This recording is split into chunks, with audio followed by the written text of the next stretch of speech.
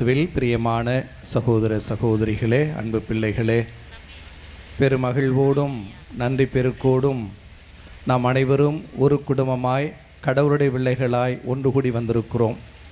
நாம் மட்டுமல்ல, இயற்கையும் நம்மோடு இணைந்து நல்ல மழை பெய்து இந்த திருநாளை நம்மோடு இணைந்து கொண்டாடி கொண்டிருக்கிறது என்றே உணர்கிறேன். நம்முடைய பங்கின் பாதுகாவலரான புனித செபஸ்தியாரின் திருநாளை கொண்டாடி மகிழ்ந்து கொண்டிருக்கிறோம். நம்முடைய மறைந்த திருத்தந்தை அழைப்பு விடுத்தவாறு ஜூபிலி 2025 இந்த நாட்களில் நாம் கொண்டாடி கொண்டிருக்கிறோம். இந்த கொண்டாட்ட மிகுந்த நாளில் ஒரு புதிய ஆலயத்திற்கான அடிக்கலையும் நாட்டி அந்த கடவுளுக்கு நாம் இந்த நாளில் நன்றி சொல்லி மகிழ்கிறோம். அது அனைத்தையும் தாண்டி என்னை பொறுத்தவரை இன்று நாம் கொண்டாடியே வேண்டிய மிக சிறப்புக்குரிய ஒரு நாளாக இந்த அருமையான 80 பிள்ளைகளின் உறுதி பூசுதல் திருநாளை நான் பார்க்கிறேன். தூய் ஆவியாரின் அருள் வரங்கள் இந்த பிள்ளைகள் மீது பொழியப்படுகிற, ஆவியாரால் இந்த பிள்ளைகள் அருள் பொழிவு செய்யப்படுகிற இந்த நாள் நமது பங்கு இறை சமூகம் முழுவதற்குமான தூய் ஆவியாரின் திருநாள் என்றே நான் கருதுகிறேன். திரு அவை ஆண்டவரின் விண்ணேற்ற பெருவிழாவுக்கு அடுத்த ஞாயிற்றுக்கிழமை உலகளவில் தூய் ஆவியாரின் திருநாளை கொண்டாடினாலும் கூட பங்களவில் மெய்யபுரம் பங்கு இறை சமூகமாக ஒன்று கூடி நாம் கொண்டாடக்கூடிய தூய் ஆவியாரின் திருநாளாக இந்த நாள் அமைந்திருக்கிறது. ஆக இந்த அருமையான 80 பிள்ளைகளும் அந்த ஆவியாரின் அருள் வரங்களை இந்த நாளில் நிரம்ப பெற்றுக்கொள்ளுகிறார்கள். அந்த ஆவியானவரால் அருள் பொழிவு செய்யப்படுகிறார்கள். தங்கள் கிறிஸ்தவ நம்பிக்கையில் அவர்கள் இன்னும் ஆழப்படுத்தப்படுகிறார்கள். தனிமனித வாழ்வுக்கு தேவையான ஊக்கத்தை, ஆற்றலை, வல்லமையை, ஞானத்தை, அறிவுத்திறனை பெற்றுக்கொள்ளக்கூடிய பிள்ளைகளாக இன்று அவர்கள் மாறிப்போகிறார்கள். அனைத்திற்கு மேலாக கிறிஸ்துவுக்கும் அவர் நற்செய்திக்கும் உயிரோட்டமுள்ள சாட்சிகளாக இன்று முதல் அவர்கள் செயல்பட இருக்கிறார்கள் என்பதே இந்த தூய ஆவியார் இவர்கள் மீது பொழியப்படுகிற இந்த திருநாளின் முக்கியமான எண்ணமாக இருக்க முடியும். பிரியமான சகோதர சகோதரிகளே, தூய ஆவியார் நமது வாழ்வில் எத்துணை அவசியமானவர் என்பதை உணர்கிற போது அந்த தூய ஆவியானவராம் இறைவனை நம்மோடு எப்போதும் இருக்க வேண்டுமென மன்றாடுவதும் அவரது அருள் துணையில் நமது வாழ்வை அமைத்து கொள்வதும் நமக்கு தேவையானது என்பதை நாம் உணர முடியும். தொடக்க நூல் முதல் அதிகாரம் முதல் 2 இறை வார்த்தைகளில் தூய் ஆவியாரின் செயல்பாடு எதுவாக இருந்தது என்பதை சொல்லுகிற அந்த விவிலிய பகுதி சொல்லுகிறது. தொடக்கத்தில் இந்த உலகம் உருவம் இல்லாமல் இருந்தது, வெறுமையாக இருந்தது, இருள் சூழ்ந்து இருந்தது. ஆனால் தூய் ஆவியார் அங்கு அசைவாடி கொண்டிருக்கிற வேளையிலே இந்த உலகத்திற்கு ஒரு புதிய உருவம் கிடைக்கிறது. வெறுமை என்பது முழுமையாக நிறைவாக மாறிப்போகிறது.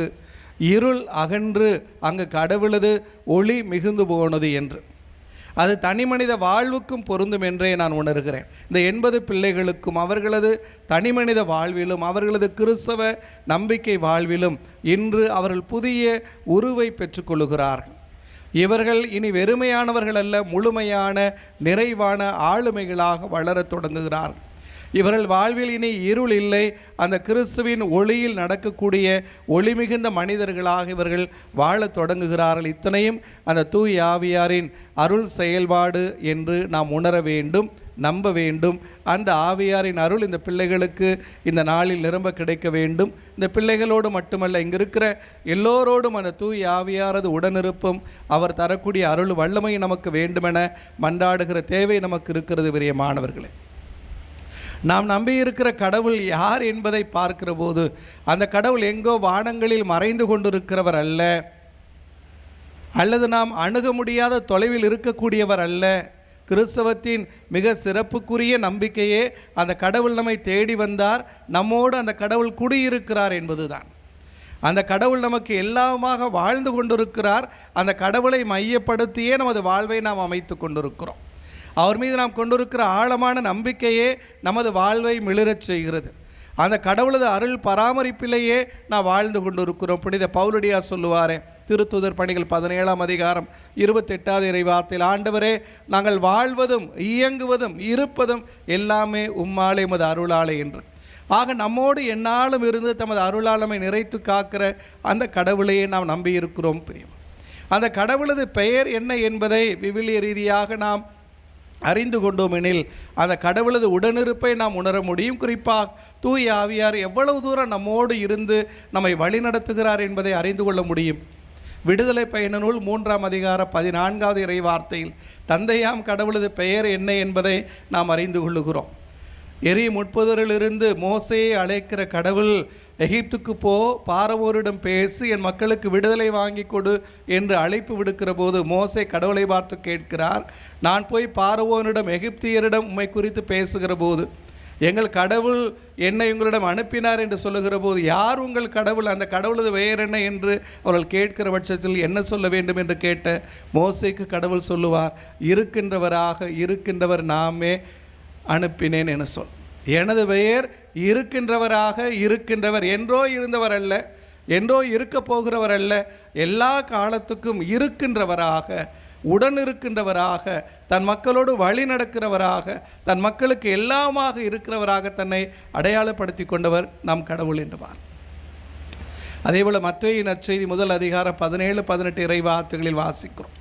நம் ஆண்டவர் இயேசுவுக்கு இன்னொரு பெயர் என்ன என்பதை அது அடையாளப்படுத்துகிறது. இதோ கன்னி கருத்தாங்கி ஒரு மகனை பெற்றெடுப்பார், அவருக்கு இம்மானுவேல் என பெயரிடுவார். இம்மானுவேல் என்றால் கடவுள் நம்மோடு இருக்கிறார் என்பது பொருள். கடவுள் எங்கோ இருக்கிறார் அல்ல, அந்த கடவுள் நம்மோடு இருக்கிறார்.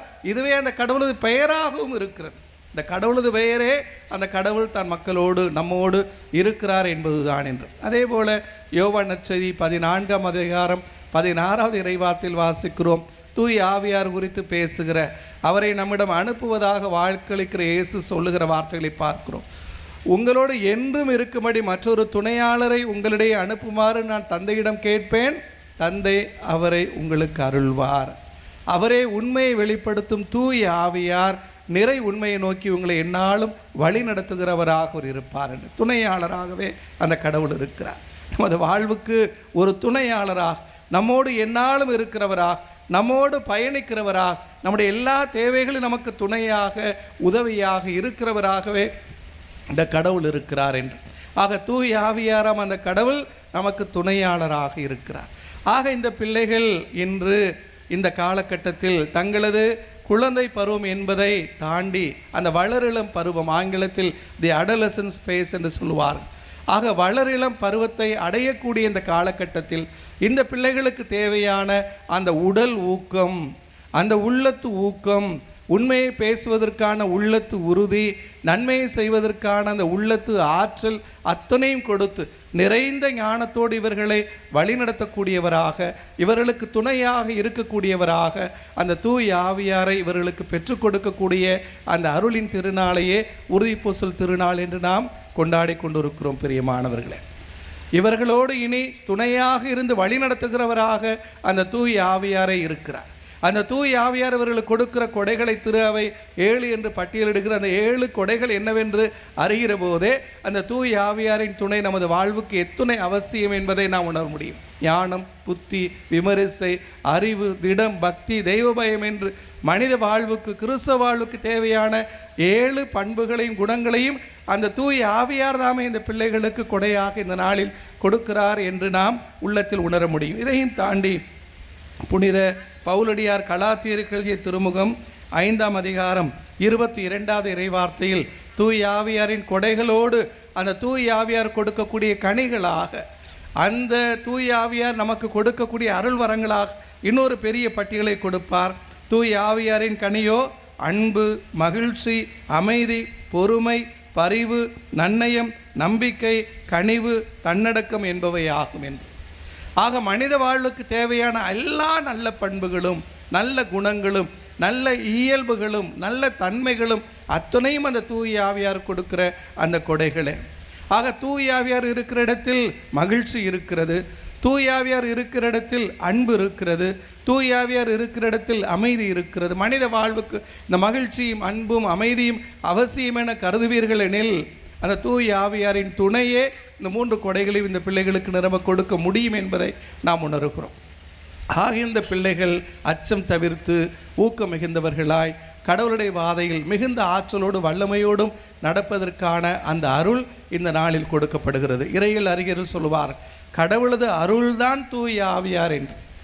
கடவுள் கொடுக்கிற அருளே, கடவுள் தமது சொந்த விருப்பத்தில் அதை பெற நமக்கு தகுதி இல்லை என்றாலும் கூட தாமாக விரும்பி கொடுக்கிற அருளே அந்த தூய ஆவியார் என்று.